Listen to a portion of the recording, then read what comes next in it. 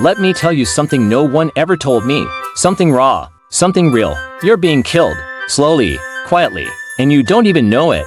It's not a bullet. It's not a virus. It's not something you can hear coming. It's your plate, your couch, your phone, your habits. It's obesity. Yes, I said it. That word we try to avoid. That word we wrap in humor and deflect with sarcasm. That word that describes not just weight, but a dangerous condition, one that's stealing lives, draining economies, and silently rewriting the future of millions. In the United States, over 40% of adults are obese. In the UK, over 1 in 4 adults live with obesity. And the numbers aren't going down. They're skyrocketing. Fast. But this isn't just about numbers. It's about people. Real people. People like you and me. It's about that 10-year-old boy who gets winded climbing stairs. That teenage girl hiding her body behind baggy clothes. That single mother working the jobs who eats what she can afford. Not what's healthy. It's about the middle-aged man facing heart surgery because years of silent damage finally caught up to him. Obesity is not a cosmetic issue. It's a medical emergency. And it's no longer rare. It's normal. That's what scares me most.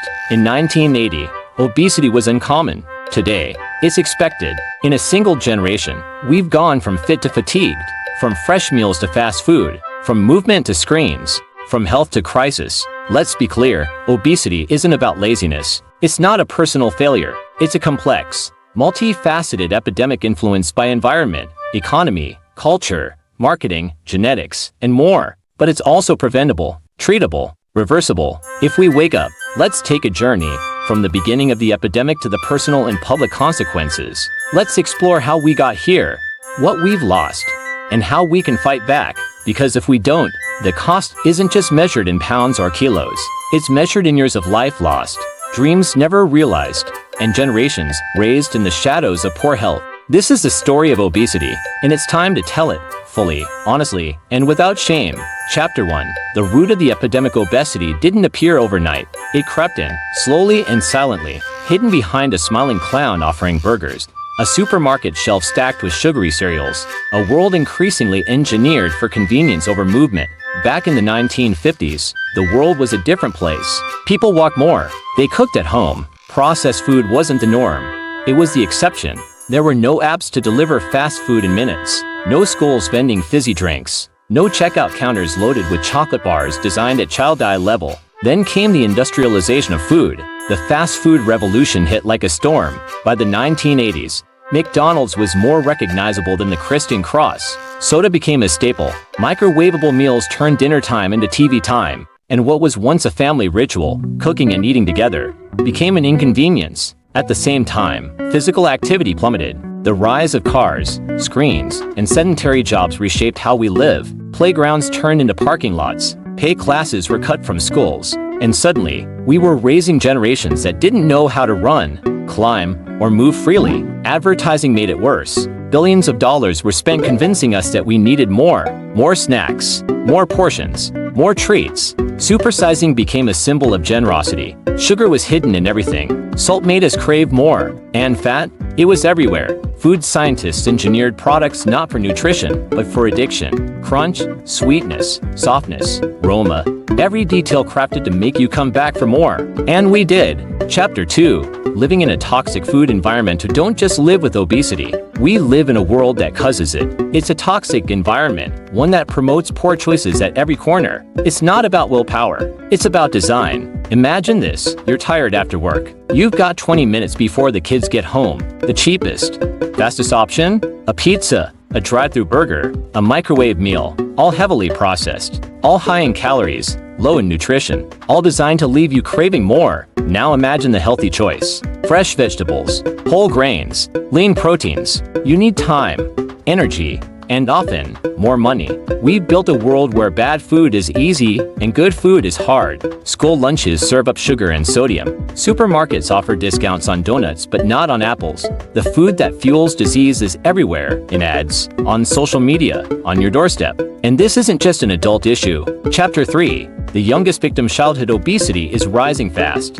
And it's heartbreaking. We are raising the first generation in modern history expected to live shorter lives than their parents. Children are being diagnosed with diseases we used to see only in adults. Type 2 diabetes, fatty liver disease, high blood pressure. They face bullying, body image issues, depression. And it starts young, shockingly young. The average child in the UK consumes 3 times the recommended amount of sugar. In the US, some kids eat more ultra-processed food than real food. And it's not just about health. Obese children are more likely to struggle in school, earn less as adults, and suffer from chronic illness their entire lives. But this is not their fault. It's ours. As a society, we've failed them. We've replaced real food with processed junk. We've marketed sugary cereals with cartoons. We've cut down playtime, pay, and outdoor recess. We've created a system where poor health is the default. Chapter 4. The hidden medical consequence. Let's talk about what obesity really does to the body, beyond what the mirror shows.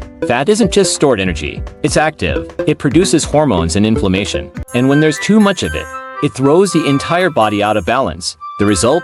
A perfect storm of disease. Heart disease is the #1 killer in the world, and obesity is one of its biggest drivers. Extra weight forces the heart to work harder, raising blood pressure and cholesterol levels. Over time, arteries clog, the heart weakens, and the risk of heart attacks or stroke skyrockets. Then there's type 2 diabetes. Once considered an adult disease, is now being diagnosed in children. Excess fat, especially around the belly, leads to insulin resistance. That means the body can't properly manage blood sugar, a silent breakdown with dangerous consequences. Nerve damage, blindness, kidney failure, even amputations. Obesity is also strongly linked to several types of cancer: breast, colon, liver, kidney, and pancreatic, to name a few. Excess fat fuels tumor growth by disrupting normal cell function and increasing estrogen levels. And the list doesn't stop there. Obesity increases the risk of sleep apnea caused by fat around the neck, osteoarthritis from extra weight on joints, gallbladder disease, liver disease including non-alcoholic fatty liver. Every system in the body is affected. From head to toe, obesity strains, weakens, and slowly breaks down what was meant to last a lifetime. And all this suffering? Most of it is preventable. If we address obesity, we don't just lose weight. We reduce the risk of dozens of deadly diseases. We save lives. Chapter 5. The mental and emotional toll. Obesity doesn't just weigh on the body. It weighs on the mind, heavily. Every day, millions of people wake up, look in the mirror, and feel shame. Not because they should, but because society has taught them to. The stigma around obesity is brutal. People with obesity face discrimination in the workplace, in schools, at the doctor's office, even in their own homes. They're labeled as lazy, indisciplined, unmotivated. And those labels stick. They create wounds deeper than fat ever could. Mental scars that shape how people see themselves and how they believe the world sees them. Anxiety, depression, low self-esteem, eating disorders. These aren't side effects. They're central to the experience of living with obesity. Children are teased.